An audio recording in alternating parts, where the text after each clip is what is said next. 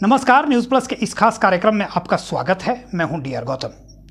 Covid के कारण स्कूलों के बंद होने से बच्चों की शिक्षा प्रभावित हुई है, क्योंकि महामारी के दौरान सभी बच्चों के पास सीखने के लिए जरूरी अवसर साधन की पहुंच नहीं है। लाखों छात्रों के लिए स्कूलों का बंद होना उनकी शिक्षा में अस्थायी तौर पर व्यवधान भर नहीं बल्कि अचानक से इसका अंत भी हो सकता है।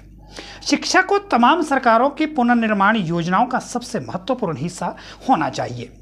कोरोना वायरस का प्रभाव आज समूचे विश्व पर पड़ रहा है। पूरी दुनिया इसकी चपेट में आ चुकी है। उद्योग जगत, सामाजिक तथा आर्थिक जगत के साथ जो एक अन्य महत्वपूर्ण क्षेत्र इस वायरस से बुरी तरह से प्रभावित हो रहा है और वो है शिक्षा का। प्राथमिक, माध्यमिक या उच्च शिक्षा हो, छात्रों का पठन पाठन बुरी तरह से प्रभावित है।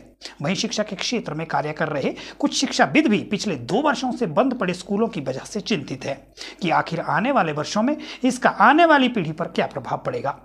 न्यूज प्लस संवाददाता निशा ठाकुर ने वरिष्ठ साहित्यकार गणेश भारद्वाज से जब इस विषय को लेकर मुलाकात की तो उन्होंने कहा कि सरकार सही से कोई भी निर्णय नहीं ले पा रही है, जो एक चिंता का विषय है।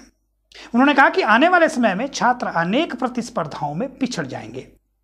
सरकार ने जो फैसला लिया है ये 9 से +2 तक के स्कूल खोलने का, उसका हम स्वागत करते हैं। लेकिन जो एलिमेंट्री क्लासेस के लिए अभी स्कूल नहीं खुल रहा है, ये बड़ा घोर चिंता का विषय है, क्योंकि पहले से लेकर 8वीं तक के बच्चों का के लिए स्कूल खोलना बहुत ज़रूरी है। क्योंकि अब एग्ज़ाम आने वाले, परीक्षाओं का दौर चलेगा मार्च में, तो बच्चे एग्ज़ाम कैसे दे पाएंगे।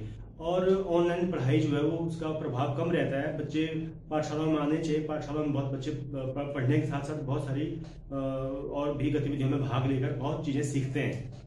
तो मुझे लगता है कि सरकार को तुरंत फैसला अपना लेना चाहिए और छोटे बच्चों के लिए भी स्कूल खुलने चाहिए। ये बड़ा चिंता का विषय है और बड़ी विडंबना है कि ये आंकड़ों का खेल है। ये आंकड़े कैसे सरकार उत्पन्न करते हैं, ये जो अपना स्वास्थ्य विभाग है, जिस तरह आप टेस्ट करेंगे, टेस्ट ज़्यादा होंगे तो आंकड़े बढ़ जाएंगे और नहीं होंगे तो आंकड़े नहीं बढ़ेंगे।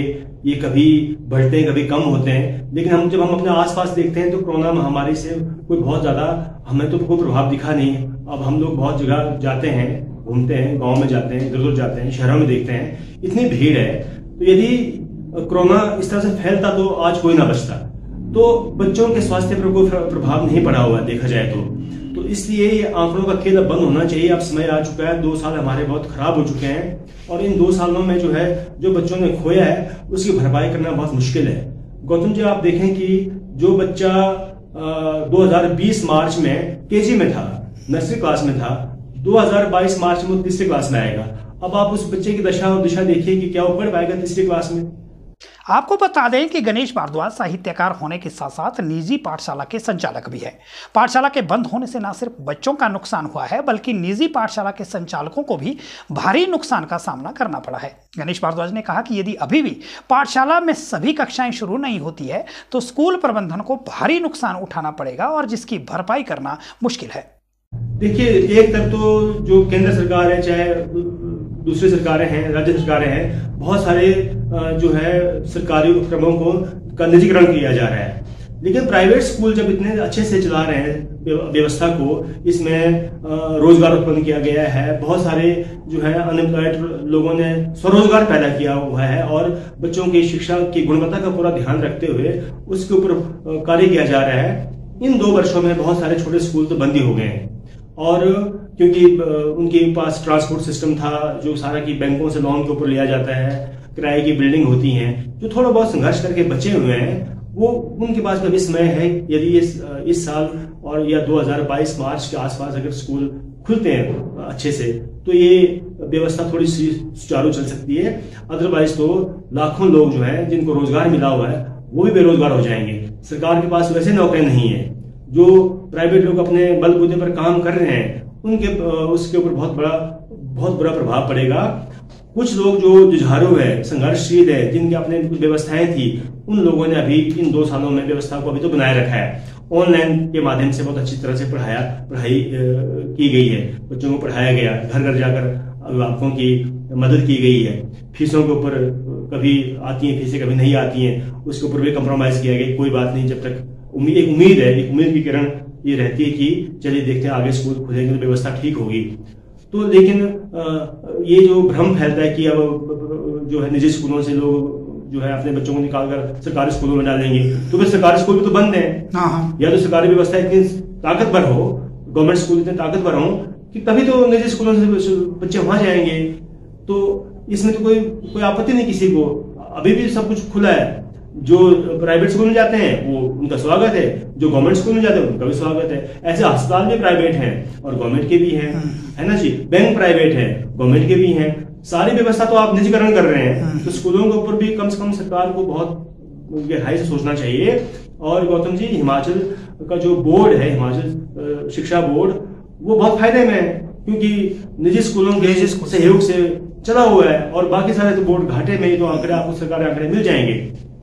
लेकिन जो अहम सवाल ये है कि अभिभावकों के साथ साथ बच्चे भी जो है मानसिक तनाव से गुजर रहे हैं। अभी जब 2 महीने पहले स्कूल खुले, महीना 2 महीना स्कूल हमने चलाए, जब स्कूल खुले बच्चे स्कूल आए, तो हमने ये देखा, ये अनुभव किया कि जो बच्चा 2 सालों के गैप के बाद स्कूल आ रहा है, उसे तो कुछ आ नहीं रहा है, और ये इसकी भरपाई कैसे होगी। अब जो बच्चा पहली क्लास से चौथी क्लास में पहुंच चुका है, क्या उसको हम दोबारा से पहली क्लास में हम बिठा नहीं सकते? ये समय कैसे लौटाया जाएगा? तो ये जो कीमती समय बर्बाद हुआ है, इसकी भरपाई करना बहुत कठिन है। इसके लिए अभिभावकों और अध्यापकों को मिलकर बहुत ही मनोवैज्ञानिक तरीके से बच्चों के ऊपर काम करना पड़ेगा, तभी जाकर शायद भरपाई होगी। नहीं तो इतना बड़ा गैप है, इससे सामाजिक परिवेश का जो ताना बाना है उसके ऊपर। वर्ष 2020 में जब पहली बार देश को लॉकडाउन का सामना करना पड़ा, तो यह किसी को नहीं पता था कि स्थिति इतनी विकराल हो जाएगी। चंद दिनों के लिए बंद किए गए स्कूल जब कई महीनों तक नहीं खुल पाए, तो सरकार, प्रशासन, अभिभावक और स्कूल प्रबंधन सभी चिंतित हुए और एक विकल्प निकाला, ऑनलाइन शिक्षा का। किंतु यह कितना कारगर साबित हुआ, इसका नतीजा भी हम सबके सामने है। न्यूज प्लस संवाददाता निशा ठाकुर ने जब LMS स्कूल कुल्लू के प्रबंध निदेशक उदय कमर से बात की, तो उन्होंने कहा कि सभी पाठशाला भले ही ऑनलाइन शिक्षा प्रणाली सुचारू रूप से चला रही है, किंतु चिंता इस बात की है कि केवल ऑनलाइन शिक्षा बच्चों के सर्वांगीण विकास में सहायक नहीं होगी। अतः स्कूलों का खुलना अति आवश्यक है, ताकि बच्चों के बेहतरीन भविष्य का निर्माण हो सके। उन्होंने कहा कि आने वाला समय प्रतिस्पर्धा का है और कोविड की वजह से बच्चे शिक्षा में बुरी तरह से पिछड़ गए हैं, और यदि अभी भी सरकार समय रहते सभी छात्रों को पाठशाला नहीं बुलाती है, तो आने वाली पीढ़ी को इसका नुकसान भुगतना पड़ेगा। मैं फ्यूचर की बात करने से पहले अभी क्या हो रहा है मैं उसके बारे में बात करना चाहूंगा, क्योंकि उसी के बेसिस पे हम फ्यूचर की बात कर पाएंगे।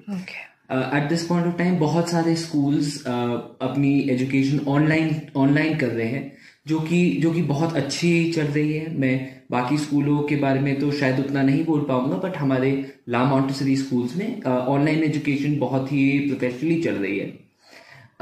बट फिर भी ऑनलाइन एजुकेशन कोई सॉल्यूशन नहीं है, क्योंकि स्कूल में एक बच्चा सिर्फ पढ़ाई करने के लिए नहीं, बट लाइफ स्किल्स सीखने के लिए आता है, जो उनकी लाइफ में आगे काम आती है। सिर्फ English, Hindi, math, science, social science, इसमें हमारी लाइफ कंप्लीट नहीं होती। हमें आपस में इंटरैक्ट करके जो मिलता है वो बहुत ही ज्यादा वैल्यूबल है, जो कि एक स्कूल और आपस में स्कूल के एनवायरनमेंट में बहुत अच्छे से सिखाया जा सकता है। सो ये तो आज का दौर है जहां पे ये लाइफ स्किल्स में थोड़ी सी हम पीछे छूट रहे हैं। एजुकेशन फिर भी हो रही है, बट एजुकेशन तो यूट्यूब से भी हो जाती है, right. Now talking about the future, I think future में एजुकेशन बहुत ही ज्यादा चेंज होने वाला है।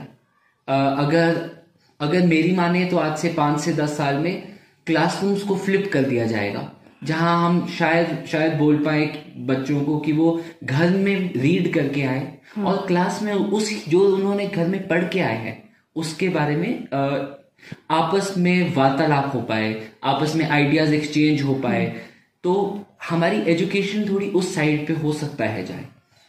एक और चीज, हमारे एक्स्ट्रा करिकुलर्स और स्पोर्ट्स के ऊपर बहुत ज्यादा एम्फेसिस आने वाला है in times to come. So I think briefly these are the few changes that we expect. जिस तरह से शिक्षा के क्षेत्र में पिछले 2 वर्षों से कड़ी परेशानी का सामना करना पड़ रहा है, बच्चों के भविष्य दांव पर लग गए हैं। इसी तरह से अनेक मुद्दों को लेकर के हम अगले विषय में लेकर के आपसे फिर चर्चा करेंगे। तब तक के लिए नमस्कार।